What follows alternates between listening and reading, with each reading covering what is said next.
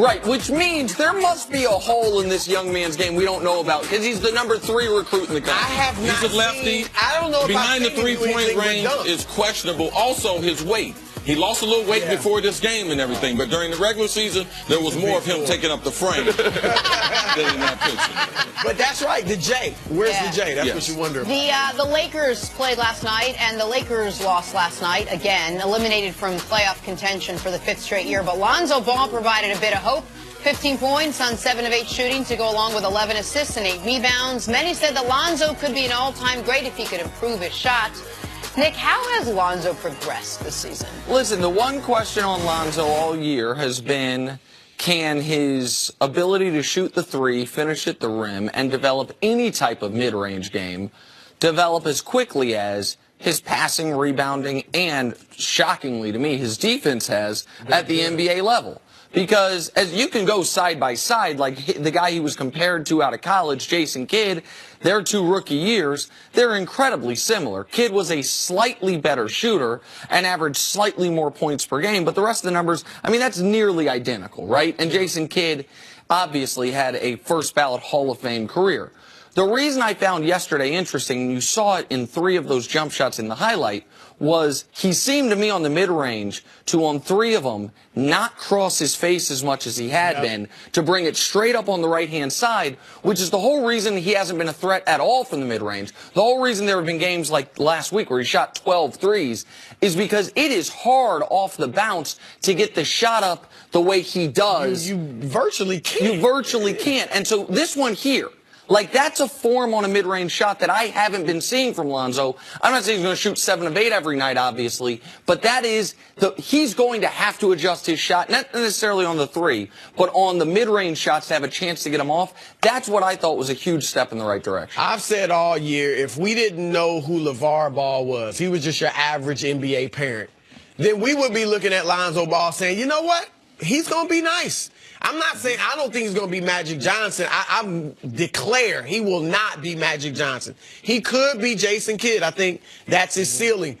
We know he's got all the passing ability, the knack for the basketball, whether it's rebounding or his defense getting deflections. He's long. His instincts are great.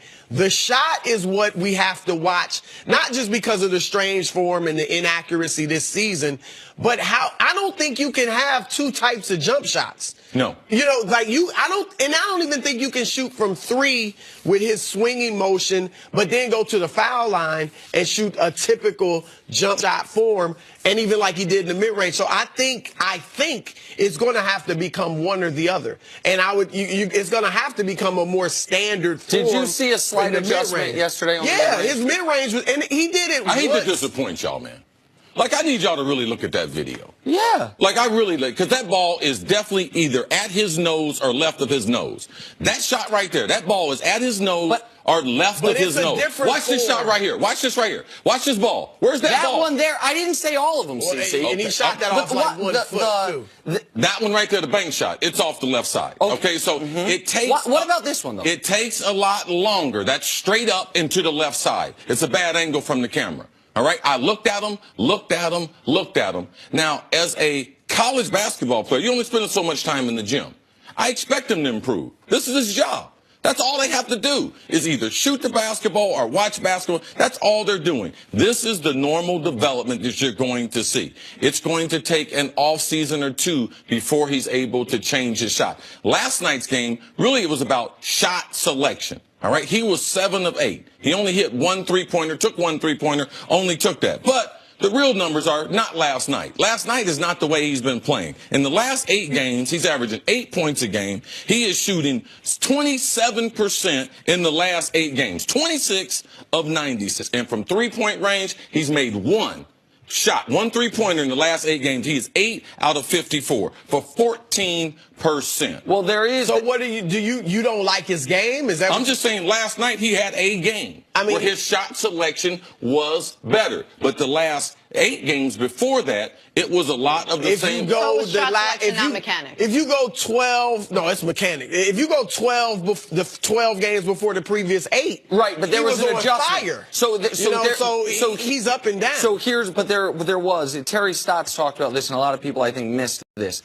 when he had that stretch of being on fire, right around the time it ended, what CeCe's talking about, these last 8 games, Terry Stotts, the Portland coach, talked about how all year long people have been going underneath screens on Lonzo, daring him to shoot. But because he had been on fire, they stopped doing that. And he kept shooting those threes, but now they were guarded threes, and all of a sudden his percentage fell off a cliff back to even lower than it was at the beginning of the season. We can agree to disagree on if you saw a slight adjustment. I agree with Chris that in order for a full overhaul, it's going to be the offseason. But I thought on a few of those jumpers you're mentioning, it was either in the center of his face or to the left of his face. Just being to the center of his face is an adjustment. Yeah. Like, he is usually all the way over here, even if it's not where it needs to be. But what was, to me, to Jenna's question, what was encouraging was this was the first game I can remember where he shot a half dozen mid-range jump shots, like where he was even willing to shoot